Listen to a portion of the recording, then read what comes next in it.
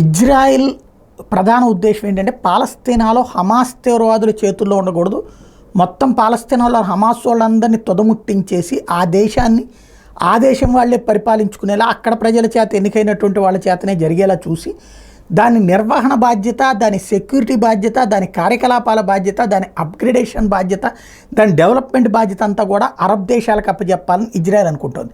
Saudi అరేబియాకి, దుబాయ్కి ఇదే విషయాన్ని చెప్పింది. వాళ్ళు కూడా అందుకు సిద్ధంగానే ఉన్నారు. కాకపోతే ఇజ్రాయెల్ని నిందిస్తూనే అందుకు సిద్ధంగానే ఉన్నారు. తాజాగా ఏదైతే దుబాయ్ ఇదే విషయాన్ని తేల్చి చెప్పింది, రాబోయేటటువంటి ఏ ప్రభుత్వం అధికారంలో ఉన్నా మేము ఆదుకుంటాం, ఏదైతే పాలస్తీనా వాళ్ళని కాపాడుతాం, పాలస్తీనాకు కావాల్సినటువంటి డెవలప్మెంట్ ప్రణాళిక తయారు చేస్తాం, పాలస్తీనా ఎదుగుదల కోసం సహకరిస్తాం ఏ ప్రభుత్వం అధికారంలోకి వచ్చినా అన్నారు. అంటే హమాస్ చెరలో ఉన్నటువంటి ప్రభుత్వం కాకుండా కొత్తది కావాలని దుబాయ్ కోరుకుంటుందని పరోక్షంగా అర్థమవుతుంది.